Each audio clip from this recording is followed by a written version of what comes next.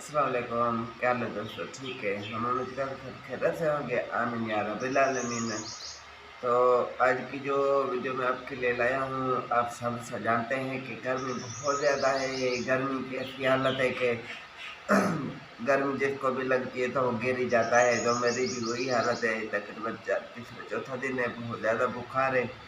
तो अपने परिंदों का बहुत ज़्यादा ख्याल करें, गर्मी से उनको बचाएं।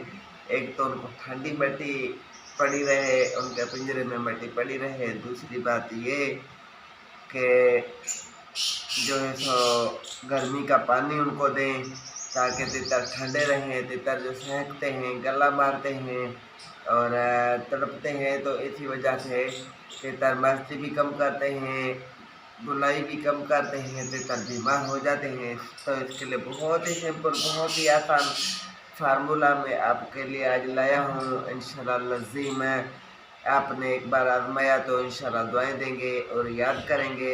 बहुत ज़बरदस्त चीज़ है। तितर एक तो ठंडे रहेंगे, तितर मस्त रहेंगे, तितर गला वगैरह नहीं मारेंगे, बुलाई अच्छी करेंगे। एक तो मैंने बताया कि उनको मिट्टी दें।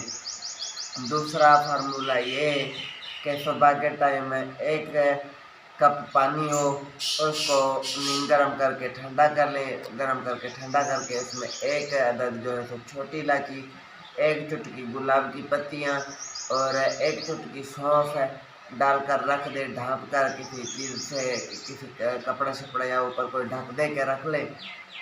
शाम तक वो पानी हल हो जाएगा। शाम को उसको अच्छे तरीके से छान लें। छानने के बाद क्या करना है कि आपने जो दाल भिगोई हुई हो, दाल को अच्छे तरीके से साफ़ करें, धोए। धोने के बाद आपने एक कटोरी में हस्बे ज़रूरत दाल डालनी है, एक कौली के अंदर।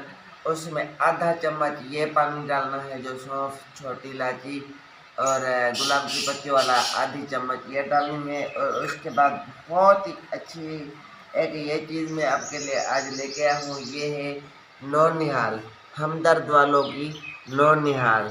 ये देख लें आप, ये तकरीबन 70-80 रुपए की मिलती है। जैसे गिराई वाटर होती है, गिराई वाटर और चीज़ें, ये और चीज़ें तकरीबन काम एक ही होता है।